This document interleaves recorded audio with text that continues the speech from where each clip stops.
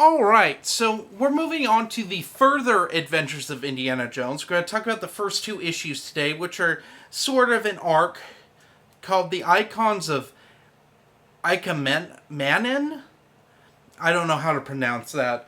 But in it, Indy is greeted by a former student who has found these golden icons and then is instantly stabbed in the back by a throwing knife.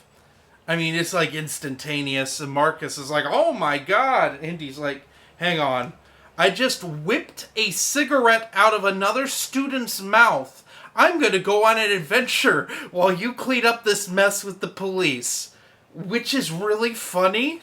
And I kind of just think this is like the greatest thing that's ever happened in a comic book. I mean, it's just ridiculous.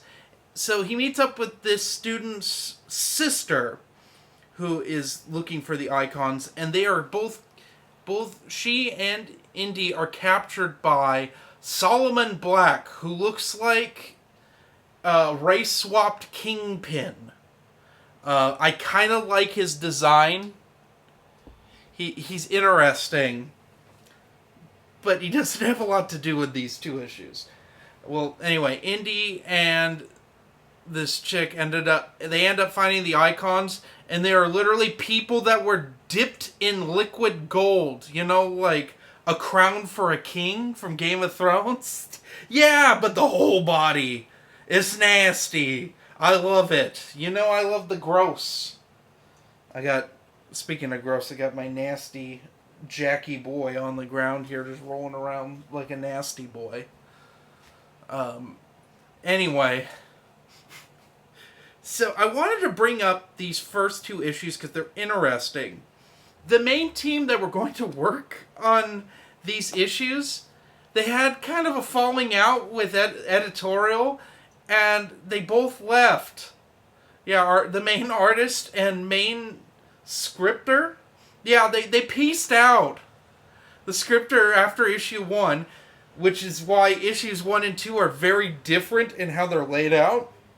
For instance, issue 1 has chapters in it. It's got like 4 chapters in it. Issue 2 does not have that. It's more conventional with its like comic book layout. And then the artist just pieces out after the second issue. This is kind of common for this series, that we get a lot of different teams working on it. It's kind of a detriment to the series, and probably why it didn't last that long. There are only 34, 35 issues of this series, and I can see why, because Marvel dropped the ball with this. As it stands, though, these two issues, they're really fun. I like the ending of this. It's a little rushed, but then again, I'm used to these Rob McGregor Indiana Jones books and how rushed their endings are. So, like, it's par for the course for me at this point. I feel like almost every Indiana Jones story has a rushed ending. The only ending that wasn't rushed was Dial of Destiny, and that's because that movie's too long.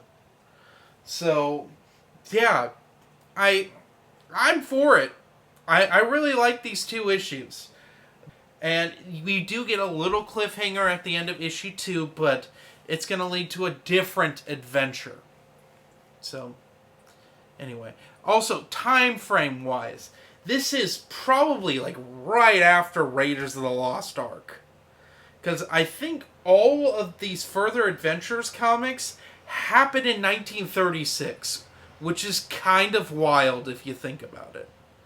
But anyway, when I rate this, I give it a solid 4.8 out of 5. It's really well worth your time to check out.